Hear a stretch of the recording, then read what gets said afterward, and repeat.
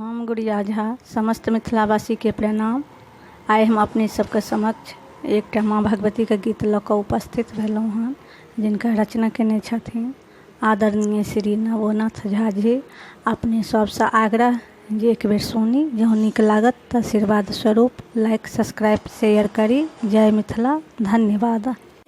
सुमिरन में अबियौ ने हमार, हे जगदम्बे मैया। सुमिरन में अबियौ ने हमार, हे जगदम्बे मैया। धेलौं हम चरण तोहार, हे जगतारनी मैया। धेलौं हम चरण तोहार, हे जगतारनी मैया। सुमिरन में अबियौ ने हमार, हे जगदम्बे मैया। धेलौं हम चरण तोहार, हे जगतारनी मैया।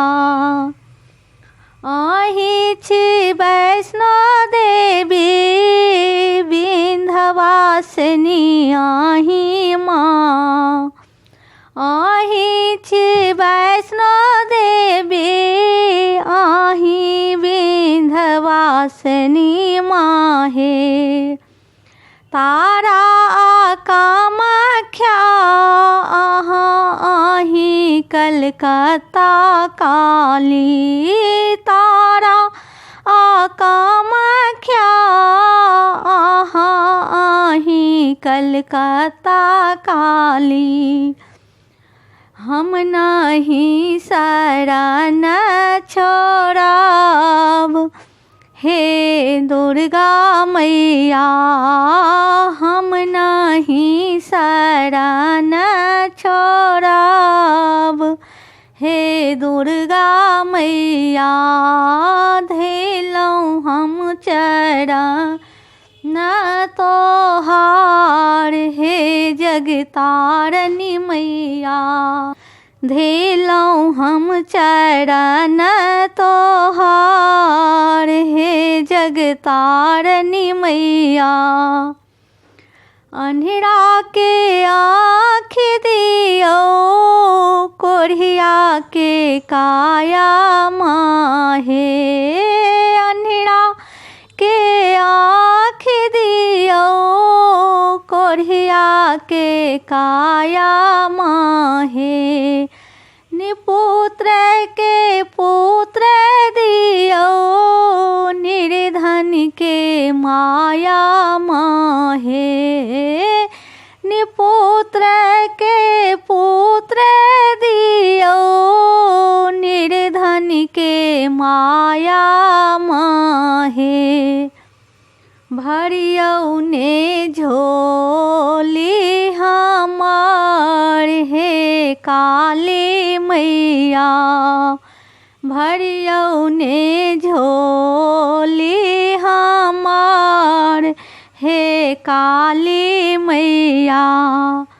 धेलौं हम चरण तोहार, हे जगतारनी मैया।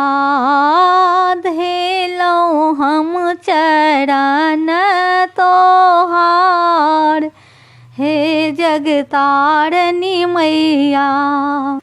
सेबलौं सब दिन अहाँ के रिश्ता बेटी और माँ के। सेबलौं सब दिन अहाँ के रिश्ता बेटी और माँ के। दिया आशीष है मैया, माथ ममता के छैया। दिया आशीष है मैया, माथ ममता के छैया। पोछियौ ने नोर हमार हे ममता मई मैया, पोछियौ ने नोर हमार हे ममता मई मैया। धेलौं हम चरण तोहार हे जगतारनी मैया, धेलौं हम चरण तोहार हे जगतारनी मैया। सुमिरन में अबियौ ने हमार हे जगदम्बे मैया, सुमिरन में अबियौ ने हमार हे जगदम्बे मैया।